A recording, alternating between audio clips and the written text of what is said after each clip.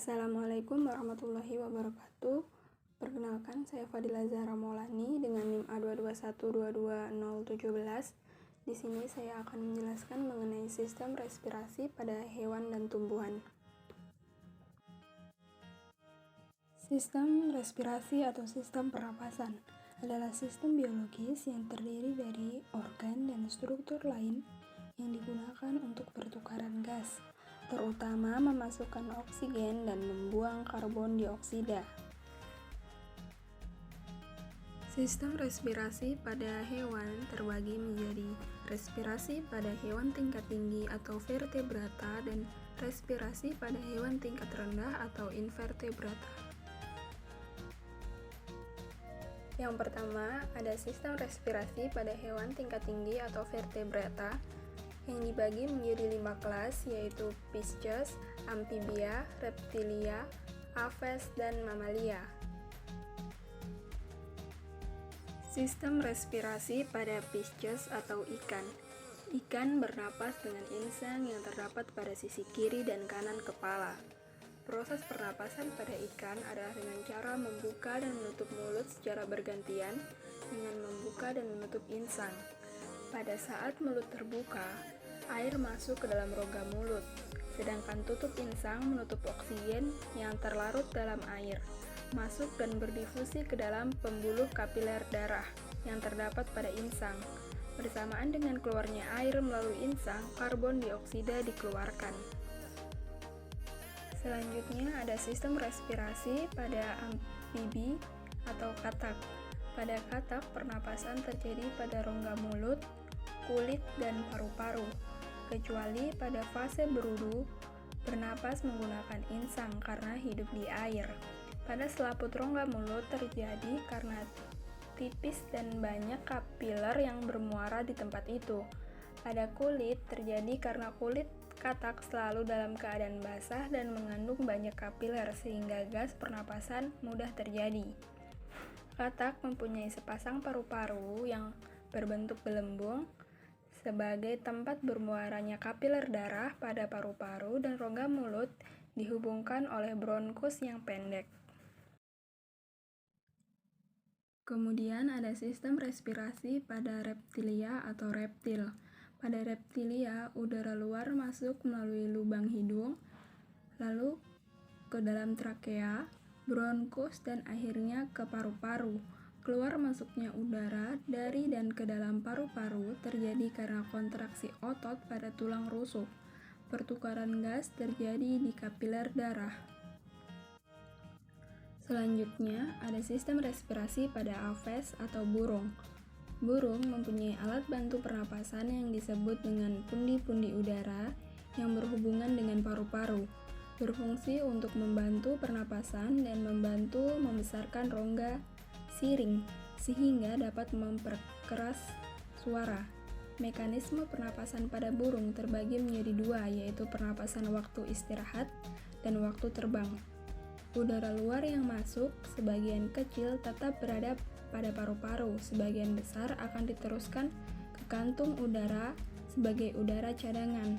Udara pada kantung udara dimanfaatkan hanya pada saat udara di paru-paru berkurang, yaitu pada saat burung mengepakkan sayap. Secara umum, pernapasan mamalia sama dengan pernapasan manusia. Gas oksigen masuk ke dalam tubuh melalui lubang hidung, kemudian faring, laring, trakea, bronkus, dan paru-paru. Kemudian gas O2 dari paru-paru diangkut ke jantung. Dari jantung, gas O2 diedarkan ke seluruh jaringan tubuh. Dari jaringan tubuh, gas O2 diangkut menuju jantung, paru-paru, dan keluar melalui organ-organ yang sama pula.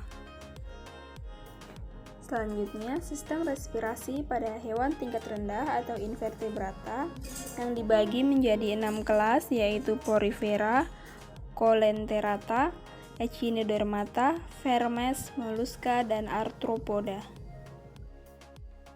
Yang pertama yaitu Porifera yang merupakan hewan berpori.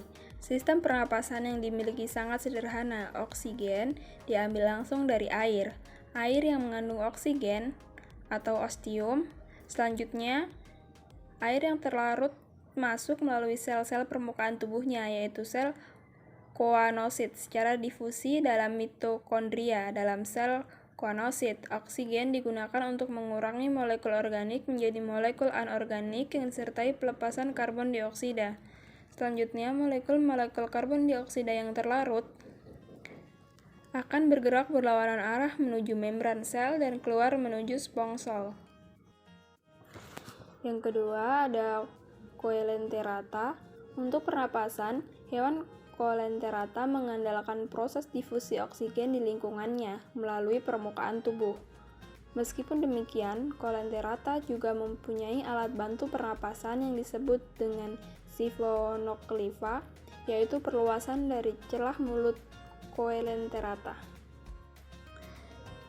Yang ketiga ada Echinodermata. Untuk anggota hewan Echinodermata lainnya seperti teripang melakukan pernapasan dengan sebuah sistem yang dikenal dengan sebutan pohon respirasi.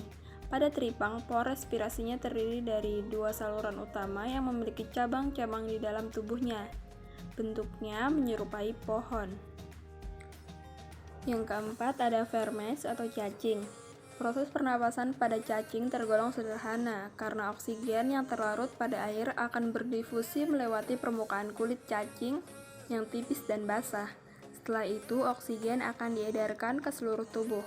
Adapun sisa pernapasan yaitu gas karbon dioksida dikeluarkan dari tubuh lewat permukaan kulit menggunakan proses difusi. Karena kulit cacing yang berlendir dan cenderung basah, maka proses difusi dapat berlangsung dengan mudah. Yang kelima ada moluska. Hewan moluska yang hidupnya di darat umumnya menggunakan paru-paru sebagai organ pernapasannya. Adapun hewan moluska yang hidup di air bernapas menggunakan insang. Air yang mengandung oksigen masuk menuju insang. Selanjutnya terjadilah pertukaran udara yang terjadi pada lamela insang. Yang keenam ada arthropoda. Alat pernapasan pada hewan arthropoda, khususnya pada serangga, adalah berupa pembuluh trakea. Udara masuk dan keluar melalui lubang kecil yang disebut spirakel atau stigma yang terdapat di kanan kiri tubuhnya. Dari spirakel, udara masuk ke pembuluh trakea yang memanjang. Trakea memanjang ini selanjutnya bercabang-cabang menjadi saluran halus yang masuk ke seluruh jaringan tubuh. Oksigen yang masuk melalui saluran ini akan langsung berdifusi ke dalam jaringan. Dengan cara yang sama, CO2 dilepaskan jaringan, masuk ke pembuluh trakea dan dikeluarkan. Selanjutnya ada sistem respirasi pada tumbuhan tingkat tinggi. Respirasi pada tumbuhan tingkat tinggi berlangsung secara aerob. Pada pernapasan ini terjadi proses pembebasan energi dari seri makanan di dalam sel tubuh melalui proses oksidasi biologis. Oksidasi biologis adalah suatu reaksi antara sari makanan dengan oksigen yang menghasilkan karbon dioksida atau CO2, air H2O, dan energi. Reaksi ini merupakan reaksi enzimatis. Enzim berperan sebagai katalisator atau pemercepat proses reaksi. Pada tumbuhan tingkat rendah, proses respirasi yang berlangsung adalah secara aerob dan anaerob atau fermentasi, yaitu pengubahan suatu senyawa menjadi senyawa lanjutan dengan bantuan enzim. Contohnya fungi atau jamur yang bernapas dengan menghirup oksigen aerob, dan ada juga yang menghirup karbon dioksida atau anaerob, tergantung metabolismenya.